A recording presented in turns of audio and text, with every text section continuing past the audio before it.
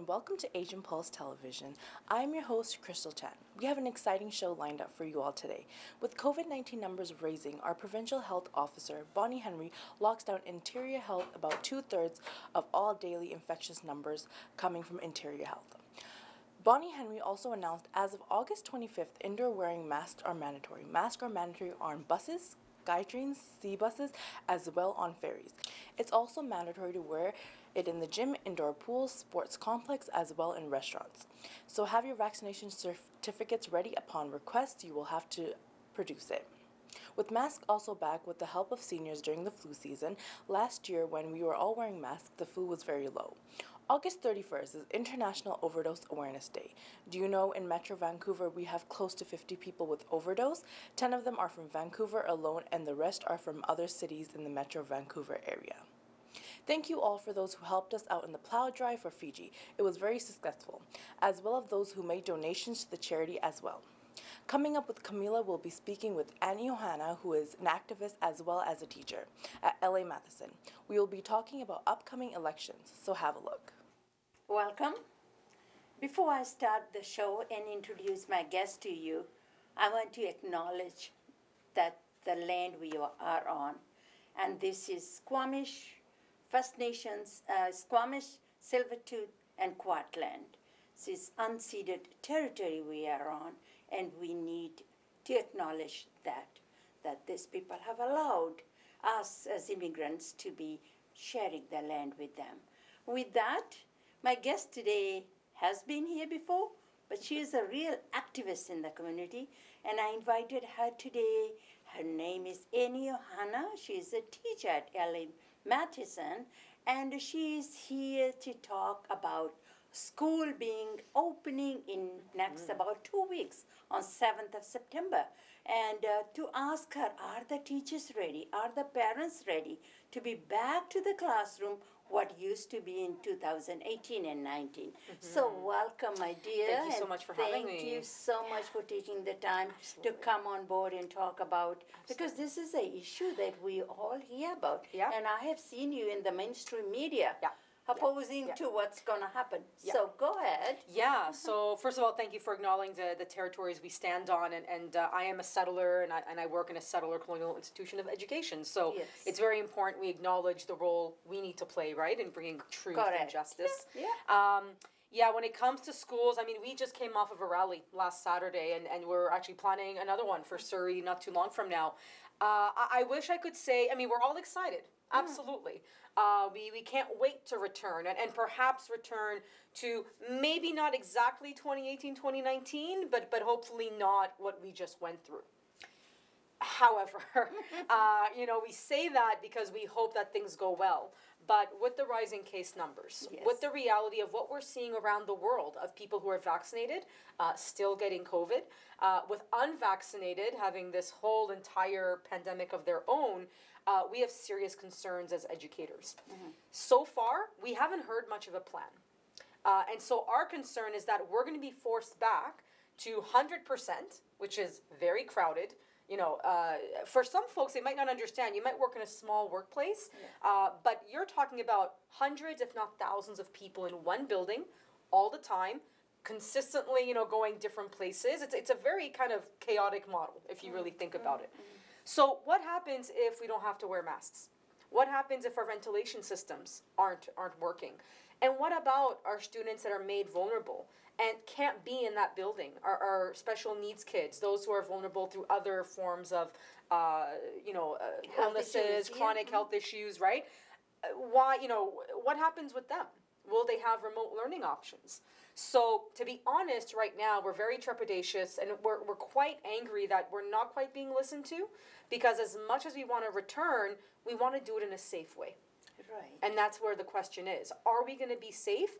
And is our government taking seriously the scientific evidence, the data that shows that right now, COVID is still here? The fourth wave, Delta variant, I'm double vaccinated, proudly so. Thank you for the government and everybody else who did that work. But I can still transmit. I can still carry. I'm also vulnerable. So this is a question running through a lot of teachers' minds right now. And also, like, over 12 years old, they say it is mandatory for them to have the shots. And the people that are spreading and transmitting this virus are from 18 to 40. Yes. The ones that might just have one, and there is so many people, they don't believe in vaccination, and they might not have any. And this is where we are. I remember when the numbers were 49. Yeah. Right now it's over 700, just BC alone. Yeah. And we all are, this is 70% have both the vaccination. So what's going on?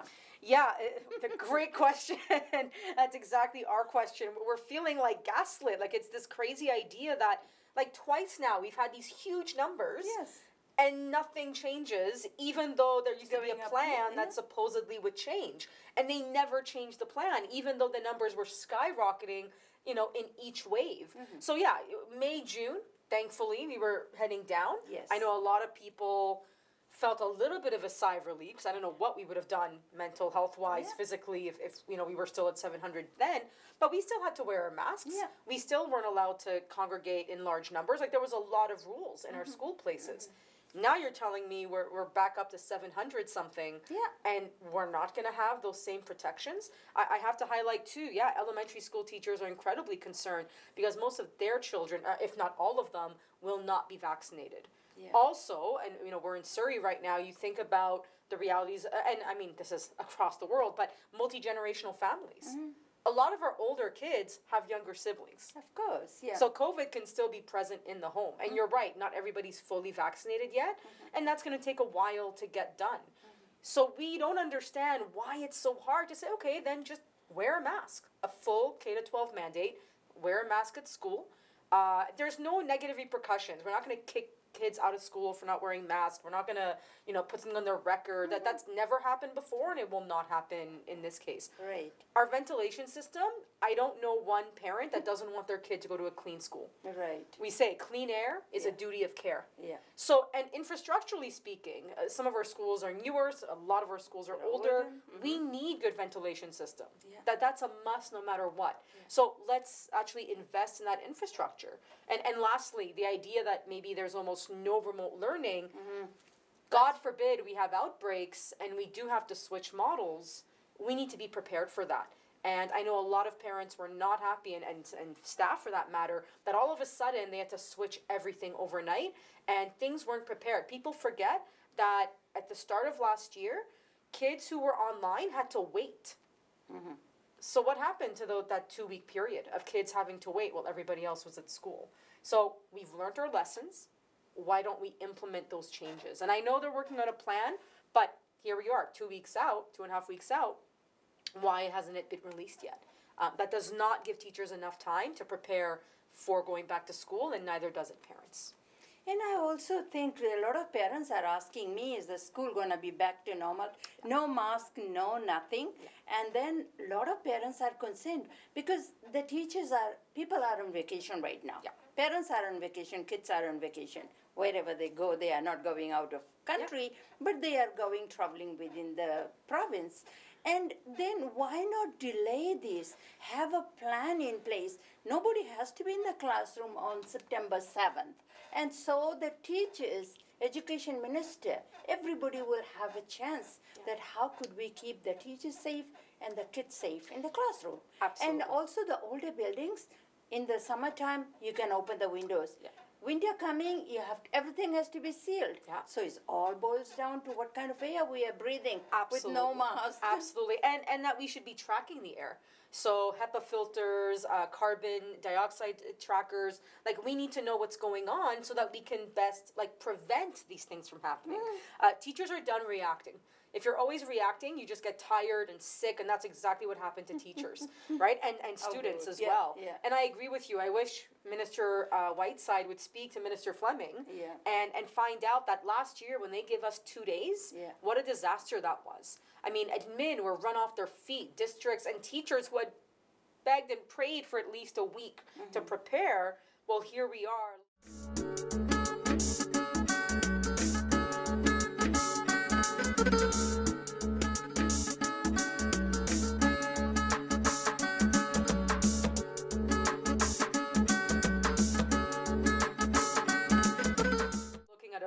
hard start date when, again, major issues have yet to be resolved. I would say this, however, I know as a teacher for myself, I will be asking my kids to wear masks. And I don't feel it's correct to make teachers feel, or schools, or admin for that matter, that somehow they're wrong for doing more than what's necessary. Right? Like the basics didn't work for us at LA Matheson. Yeah. We had endless notifications. We had at one point in that part of Surrey 20% plus positivity rate. The government did not inform us of this. Yes. We found out kind of after the fact, or as it was going on. And again, that was very angering to find out we were in such trouble and nobody really thought to, okay, let's change things. Yes. So I know for myself and for many teachers, we are going to try to be doing things, but we need the government's help with that. It's impossible just to do it by ourselves. Yeah. We need the support of science and data and government to say, we believe in this. It's a public health, a public safety issue. That's Right. the bottom line. Right. So according to everything else, as you hear, Yeah. school is going to be starting on the 7th. Yes, And there is no mask, not mandatory mask. The kids will, whoever choose to wear a mask, they can. Yeah. Yes. I mean, that I think has always been so. As per the mandate before that we Yes. finally got, Yeah. After spring break, I believe, Yeah. For grade 2 months 4 before to June, yeah, yeah. exactly. Grade 4 to grade 12 was the mandate, but that leaves out all the unvaccinated folks. So I mean, things have changed, right? Right. But you're right; it was never actually a mandate. Yeah. It actually was never a mandate. I heard stories of different schools saying, well, no, you don't have to, right? Or people refusing to and kind of going from there. So, yeah, to my understanding, as we stand now on this Monday, full 100% back. And right now, no additional measures. I know for a fact as of June, the cleaning that we had before, the fogging and extra support that was hired, that's not coming back. Oh, Yeah. Those are That's- short-term contracts. that's very irresponsible. Yeah, so here we are with the Delta variant, which is as transmissible as chickenpox. What's going to happen? Yeah, so like I said, I know there's a plan coming, so we're waiting. We're waiting with bated breath, but to my understanding, it does not seem like it's going to be a very strong Don't you think plan. this plan is a little bit too late now? By the time we are doing this interview, it's going to go on the air. It's going to be less than 7 days Yeah. before the school's going to be open. Yeah. So if they really wanted to do it, they should have prepared everybody beginning of August or maybe take another September off. You're 100% right, and that's exactly why we have parents and educators and other concerned citizens literally taking to the streets.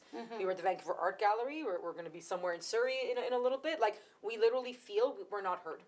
Right. So instead of us kind of breathing and taking a last minute, vacation break before we have to head back, we're spending endless hours trying to at least get our message out so that people push their MLAs and push our government and federally too. I mean, I know there's an election, but like really to say, please understand, like this is not enough time and you're not giving us enough information.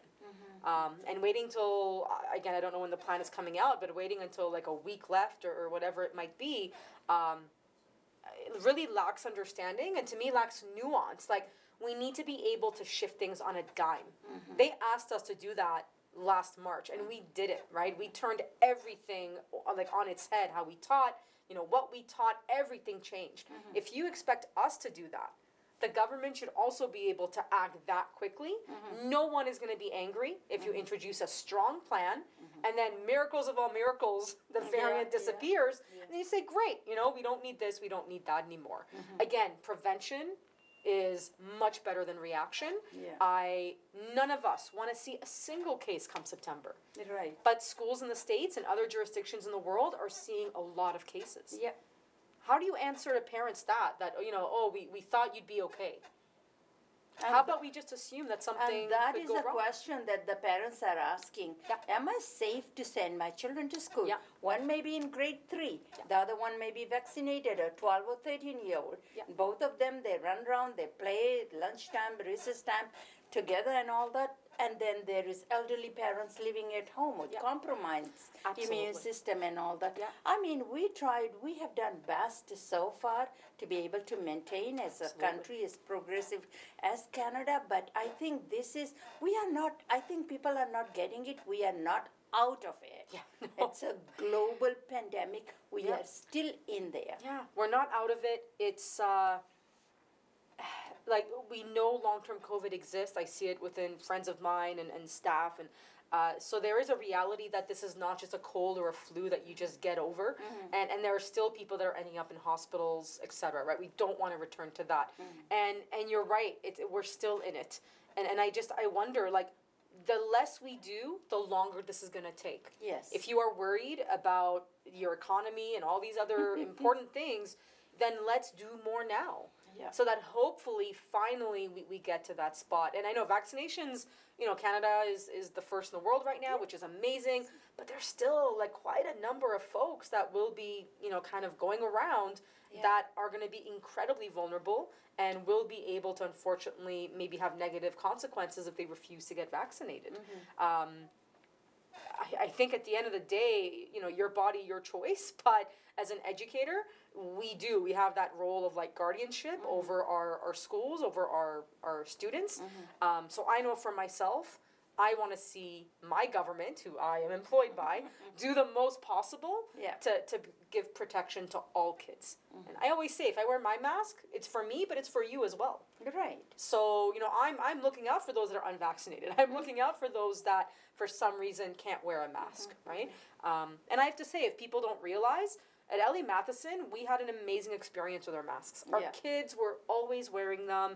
Rarely did you have to talk to anybody about not wearing a mask, right? And there was grace. Like, it's okay. Some people weren't wearing them for very specific reasons. That's not a problem. So why is the government not giving people just the choice? I mean, in June we were wearing it. What will happen in the last 2 months? September came. Why is it that they say it's entirely up to you? Yeah. If you have asthma, bronchitis, can't breathe and all that, maybe you can take a mask down. But choice is yours. Yeah. But you cannot tell them, no, there will be no mask. Yeah. I mean, how could you speak for the kids? I think, we'll see what the plan says, right? I would assume that hopefully, I guess the problem is this. The mandate is important because it allows district and teachers to, and everybody else for that matter, to say, here's the rule.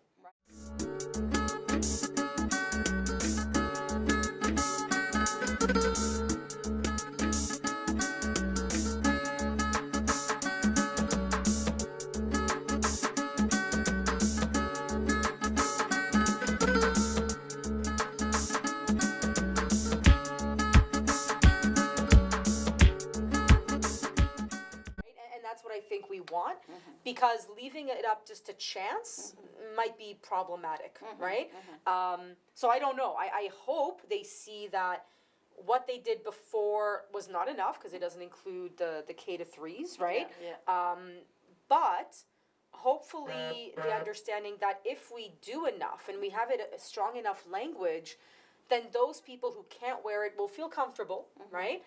But also we realize that masks are that barrier that is necessary, right? It just is. At the end of the day, it's proven to be effective. And that's what we need to realize. And I know it's tough. I mean, can you imagine? I have to teach and, talk. And it's not fun. I wish I didn't have to. But I know it's better for mental health or physical health. Like, our kids feel safer. That's what they told us. They feel safer with the masks on. I was even telling kids, you want to do activities? Masks have to be on. And if we're going to return 100%, and borders are going to open, and a lot of stuff is going to happen, hopefully, to make things, better. In my classroom, in that crowded environment, because it's very crowded, masks are going to be the only way that we can have those different experiences in the classroom. If kids are not masked, the kids will not have a choice of hybrid learning, like some people. Not as much, no. Not as much. No. So most of them, there's going to be 30, 35 kids in a classroom where it's not well ventilated and all that. One teacher and maybe one EA or something. And that is something we're looking towards. We're going into a bargaining year, and we constantly fight for class size and composition. And COVID proved just how crowded our classrooms is, how 30 is too big still, because there we were truly struggling, right? And so we literally gave less education to some of our kids. and I'm not saying teachers didn't work hard or we didn't cover the curriculum. We did everything.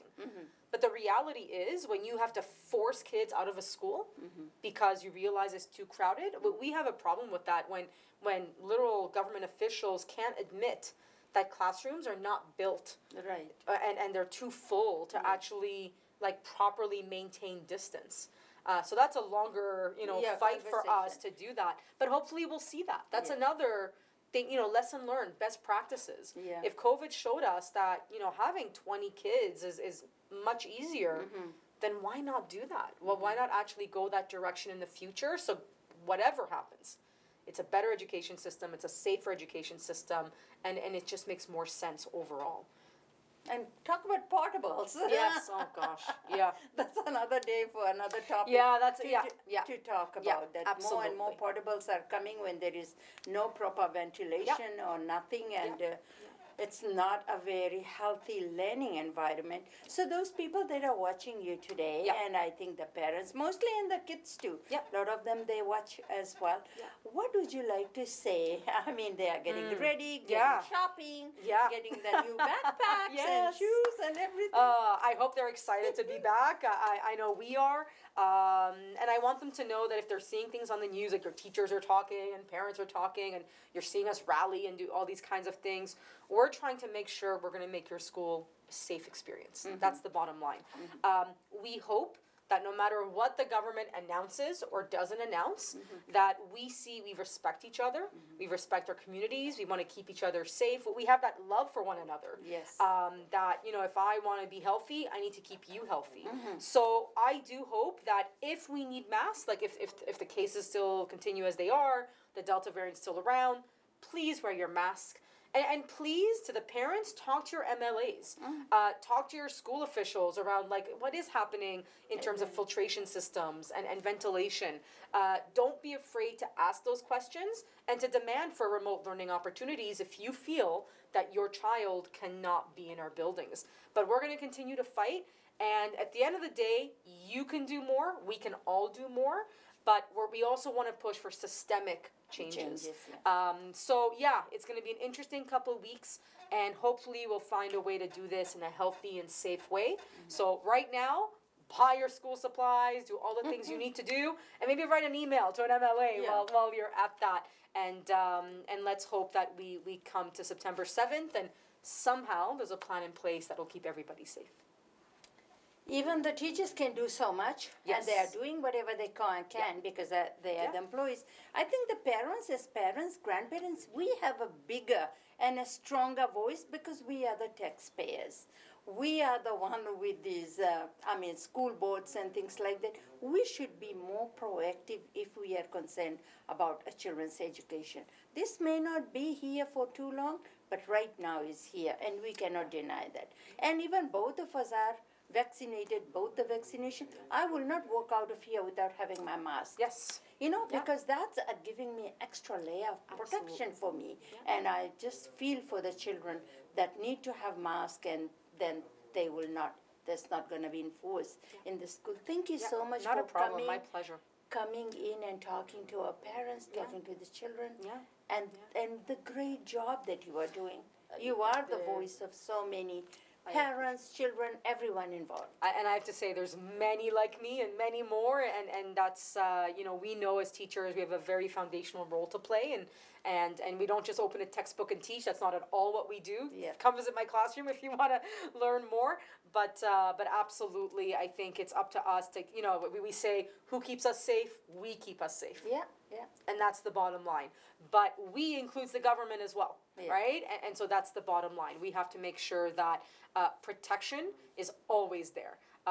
We shouldn't have to wait until people are dying or in hospitals or ICUs are full, as we're seeing in the States, before anything is done. It's been more than a year and a half. Talk about education. Have we learned anything? That's my question to the government. What have you learned? Right? Because we've learned a lot. What have you learned? And how will that affect the policies you put forward? And you're right, taxpayer dollars. Make sure your money is well spent and it's spent to protect you. Thank you. Awesome. Thank you, Annie, for your insight in politics. So, get ready for a community page. Here are some events that you might be interested in attending. Understanding Teenage Brain Development and Behavior. This is taking place online and informative and is packed with useful information that will help you understand huge changes that happens all the time. Saturday, September 11th from 12 until 5 p.m. is Recovery Day in BC, New Westminster. This is a celebration of many pathways to recover from addiction while raising our voice to say we can recover. This is Canada's largest mental health and addiction recovery event. Join them in their annual street festival. September 7 is the first day back to school. It's mandatory to wear a mask from grades 4 to 12, so if you're shopping for your children, keep in mind to get the mask as well. Masks are mandatory indoor, but while they are outside, they can take masks off. If you have any events coming up in your community and would like us to promote it, please send it to asianpulse@gmail.com. We ran out of time. Hope you have enjoyed the show as much as I do bringing it to you. If you'd like to support us by showing and being a sponsor, please let the producer know.